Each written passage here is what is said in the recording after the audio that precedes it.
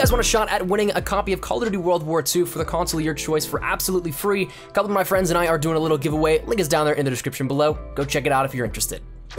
Just over 2 weeks now from the launch of Call of Duty World War II, I find myself getting extremely excited for the launch, and truthfully, it's actually taking away from some of the productivity that I've had in other videos. I just keep thinking, you know what, man, we're so close. I am so excited for World War II, and my mind is not in the place of Black Ops 3, but there's a weird dry period right now within Call of Duty, so it's kind of like trying to make do with what you have, but nonetheless, there's a ton of stuff here that we're promised within World War II, and truth be told, while we may be going from 3 active titles down to 1, we may have a ton of stuff to keep us busy the entire year around, and a lot of stuff in, say, social aspects, new features, and everything like that that will keep the game fresh, new, exciting, and keep players immersed in it at all points in time. So I'm really excited for it, and thus I wanted to detail with you guys 11 features that are really getting me excited for Call of Duty World War II. Some things being a little smaller, some things being bigger on the grand scheme of things, but nonetheless,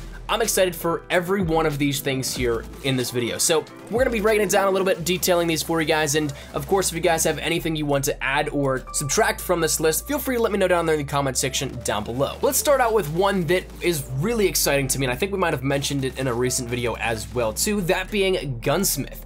Now, Gunsmith is something that we saw within Black Ops 3, and whether or not it's coming back in the same capacity, we don't know exactly just yet, but upon some data mined, leaks and everything like that, we did get to see some assets indicating that Gunsmith will be returning. But if it's anything like Black Ops 3's variation of Gunsmith, I think it'll be a very welcome addition. You can make your own custom weapons, your own custom paint jobs, things like that, and it'll be a very cool feature to see returning because, truth be told, I really did enjoy seeing some of the things that people could create there within.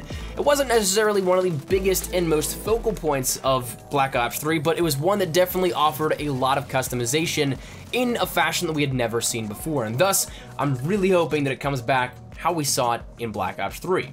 Now, the next two are going to deal within the headquarters mode specifically, and some stuff that I'm really excited for just because I think they're cool additions.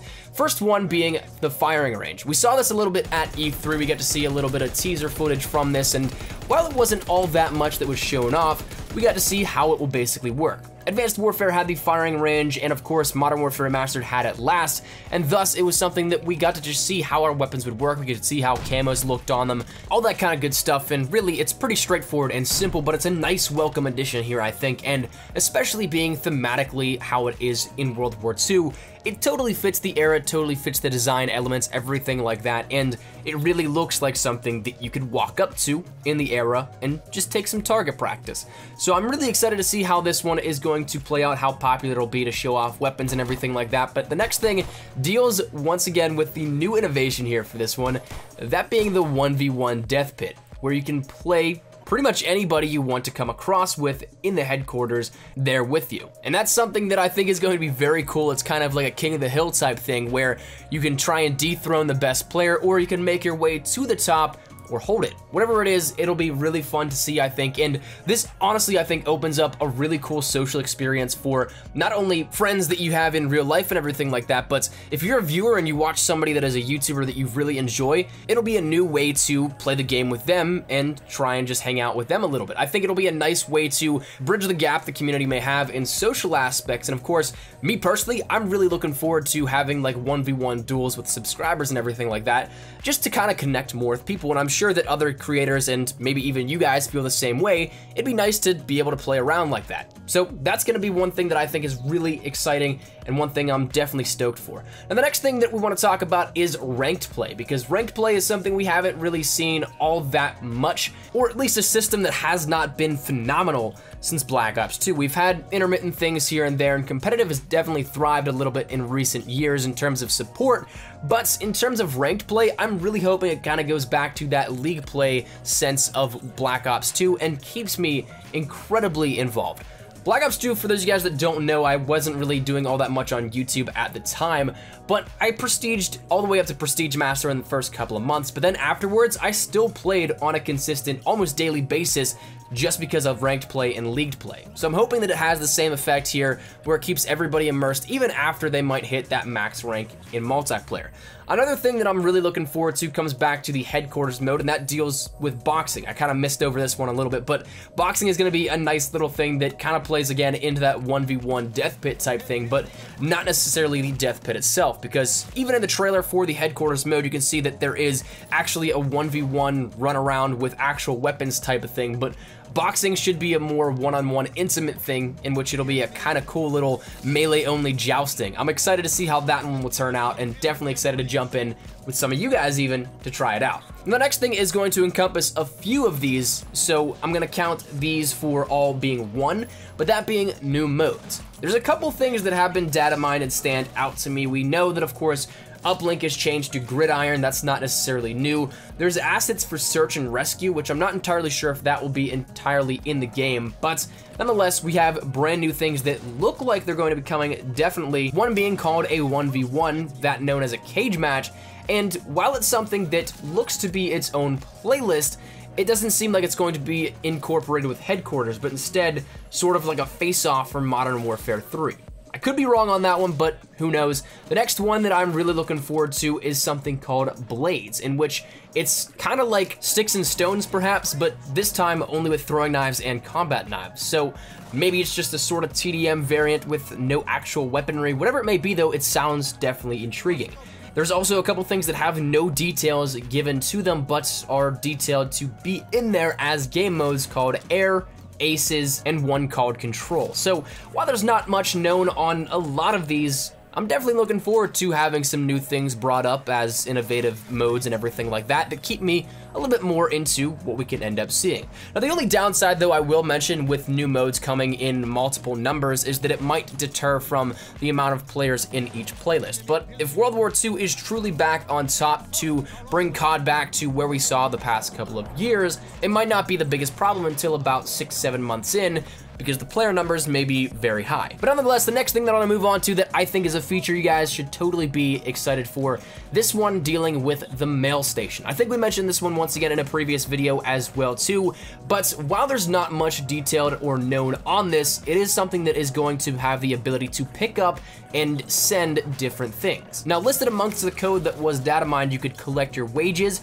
check back for surprises directly from Sledgehammer, return for your payment of supply keys, come back every 4 hours to collect those keys, and retrieve payroll from the mail station as well too. But with a pickup and send option, it kind of makes it sound like there's a trading system in place, which gets me incredibly excited, because if I can loan somebody some in-game cryptocurrency or whatever, or I can get somebody to buy some weaponry that I might have a duplicate of, that's pretty awesome. So I guess we'll have to see how this one turns out, but the idea of it and what my mind immediately goes to is pretty cool. I like what I'm thinking. But next up, we're gonna move over into something we've seen already in the World War II beta, but not in the current sense. Apparently, we're going to have higher division ranks and multiple prestiges per division rank. So this will be really interesting to see, I think, how this will play out in terms of what sort of abilities come along with higher division ranks, if there are more that come along with it, in fact, because each individual level of what we saw in the divisions in World War II's beta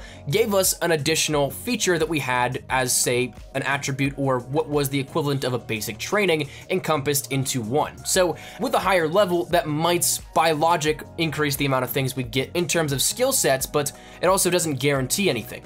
But also with prestiges, this kind of changes up the meta and dynamic of how I thought the unlock system might work within World War II, because if there's multiple prestiges for this and there's a classified weapon at each one, that makes it more so sound like an ornamental variation of the weapon that is something cosmetic only, instead of, say, maybe bypassing the standard rank up system to unlock weapons that we've known of for years, whereas you could maybe hit that max rank 20 levels before you maybe standardly unlock it, so maybe the MP40 jumps 20 levels. Might not be the best way to describe it, but I'm interested to see how this will work out with higher division ranks and prestiges. Now, that also leads into then the classified weaponry that we just mentioned. I'm really excited to see how this one works out, because we once again could see that sort of system in terms of how this works to replace a standard unlocking system, or we could just get some really cool variations out of it, which Either way, I'm totally cool with. I'd be down with getting an MP40 or something like that, 20 ranks earlier than that of what I would just ranking up normally, or if I can get something cool to make my weapon look absolutely awesome, I'm down with either of those. Next up deals with something we've seen in every year thus far in Call of Duty, but also something that is brand new with that we've never seen in Call of Duty, that being group prestiging.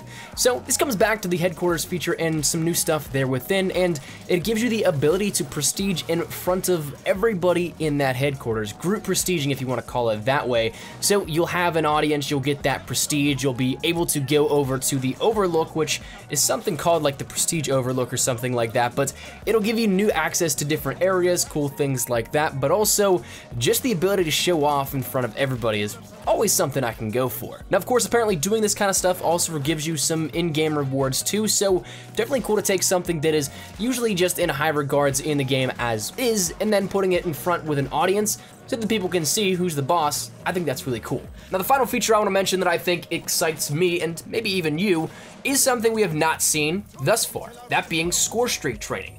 And this is probably gonna deal with headquarters, but it's something similar to the firing range, but instead for streaks.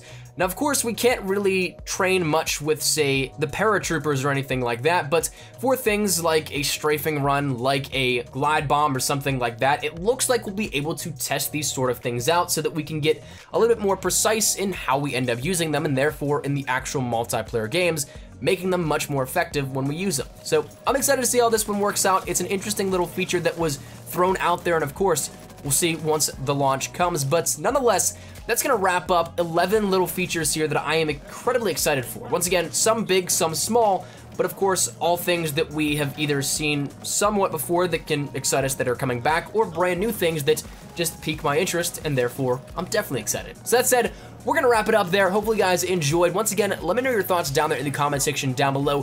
Whether you have something you want to add or take away from this list, feel free to let me know down there in the comment section down below. It's all subjective, so if you guys have something you want to share, feel free to. But of course, hopefully you guys enjoyed, and if you guys did, make sure you drop a like down below, and of course, if you guys are new to the channel, make sure you guys subscribe to stay up to date with everything we have here regarding Call of Duty World War II. We're slowly but surely getting there. So if you guys are interested in any of it, make sure you hit that subscribe button so you don't miss a beat. And finally, if you guys want to follow me over on Twitter, that's the best place to get connected with me outside of YouTube. I practically live on Twitter. So if you guys want to strike up a conversation, ask me a question, whatever it may be, link is down there in the description below.